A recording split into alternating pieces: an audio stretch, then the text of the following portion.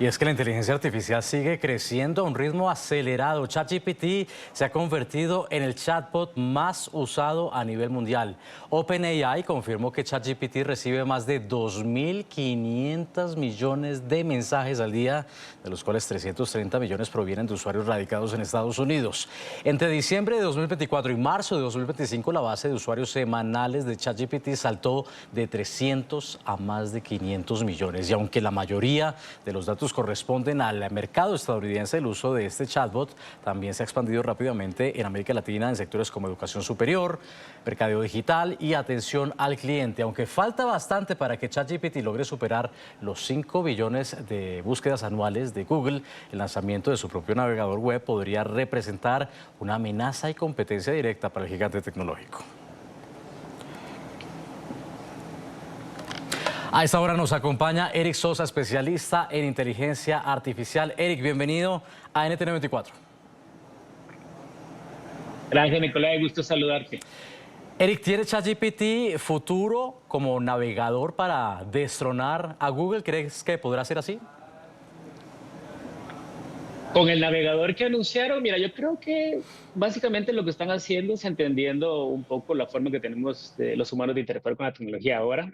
Ya no estamos en una etapa en donde buscamos respuestas, sino que las construimos. Y creo que la inteligencia artificial está ayudando en eso. Y de hecho, no creo que sustituya las búsquedas del todo. Creo que vamos a convivir con las dos formas de interactuar con la tecnología. Lo que sí vemos es cómo la inteligencia artificial está de alguna forma tomando también ese campo. De hecho, Google también tiene su parte de inteligencia artificial dentro de su mismo buscador. Va a ser interesante lo que nos ofrezca OpenAI con su nueva propuesta de buscador basada en Chrome.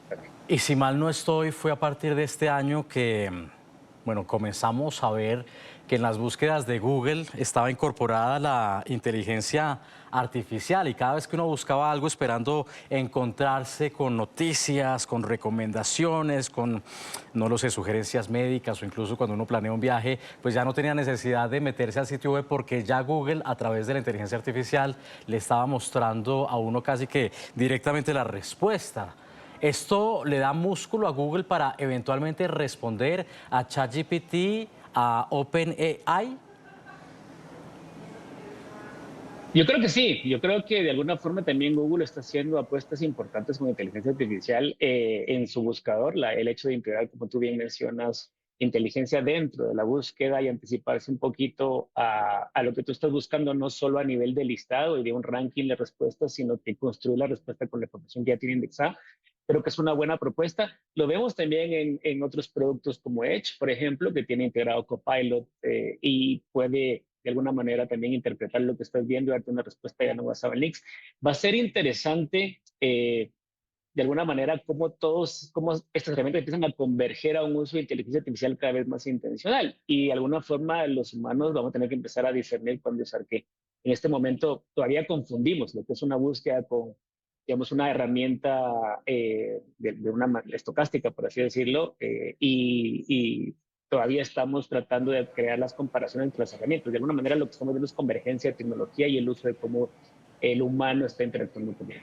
Yo entiendo que hay una convergencia de tecnología, pero a medida que estos meses han avanzado y ha seguido acelerándose ese paso de la inteligencia artificial, pues vemos cómo esta sale en ese primer nivel de la búsqueda, arriba, incluso antes de los resultados que arroja Google de otros sitios web. Y yo me preguntaba si quizá esto no iría en detrimento justamente de los portales, de los sitios web.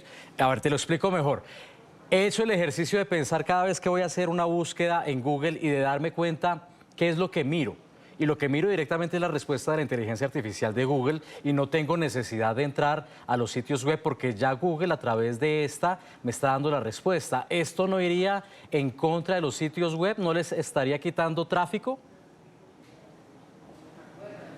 Mira, los sitios web de alguna manera alimentan estas búsquedas que tú estás haciendo, con lo cual se están volviendo, es la materia prima sobre las cuales trabajan todas estas herramientas. De alguna manera no van a dejar de existir porque en la manera que dejen de existir también dejaríamos de alimentar la inteligencia y el contenido que tenemos del lado de estas herramientas.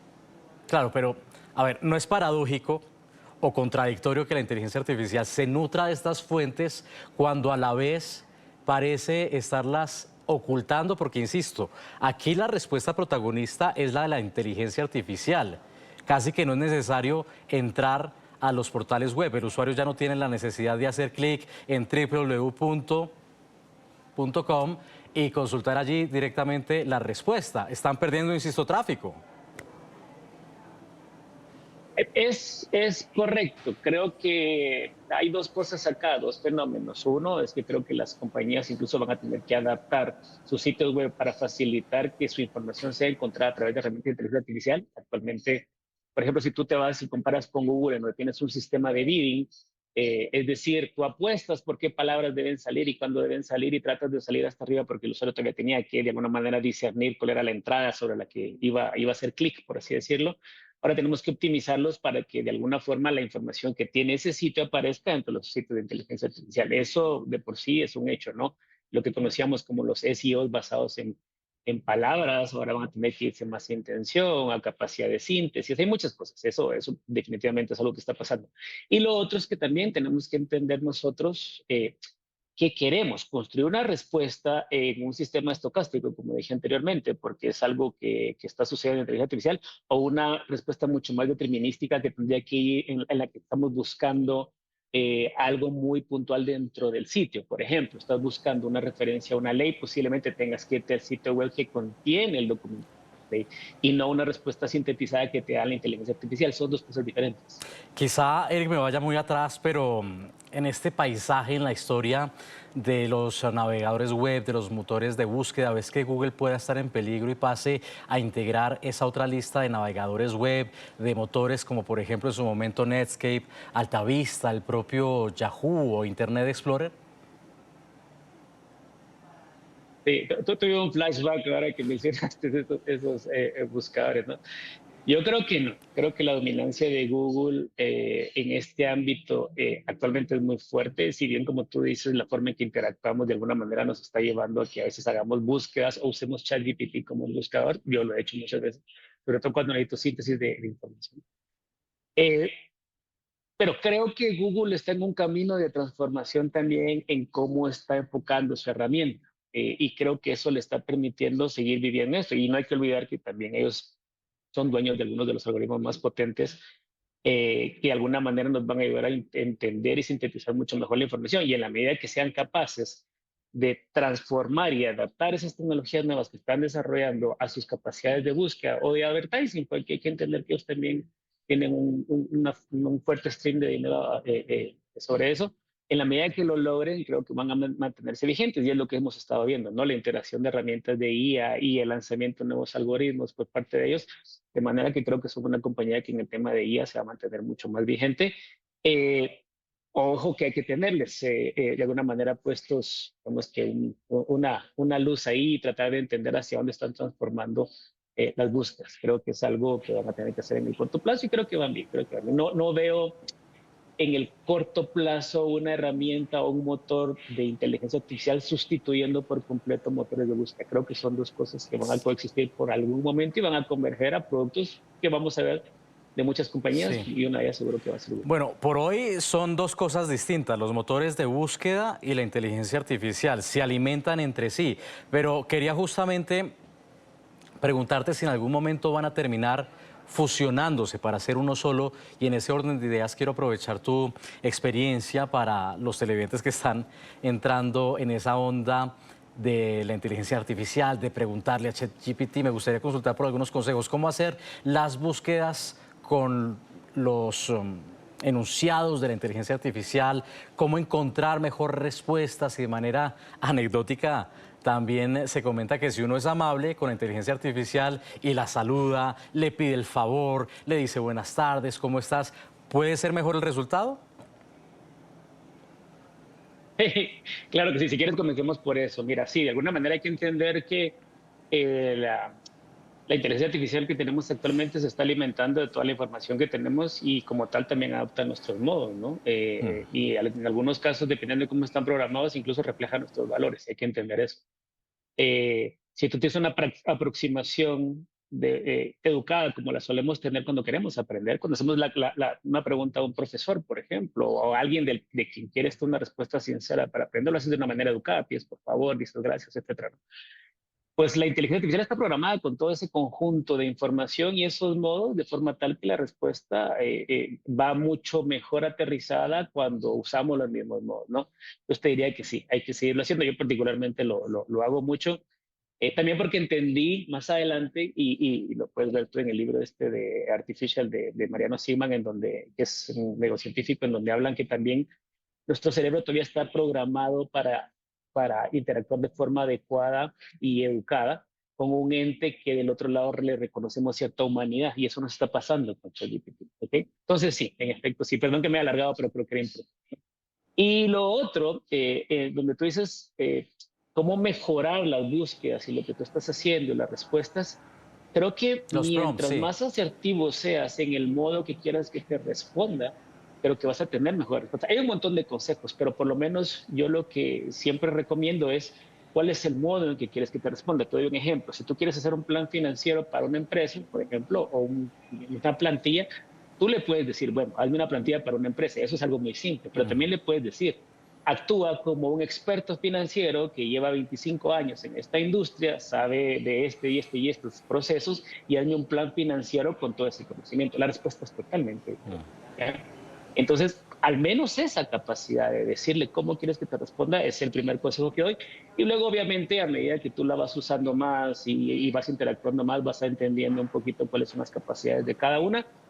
Y cada inteligencia artificial, cada modelo que hay por ahí, cada implementación tiene sus pros y contras, por así decirlo. Por ejemplo, Grok de Twitter no funciona igual que ChatGPT, son, digamos, que modelos un poco diferentes en cuanto a cómo responden.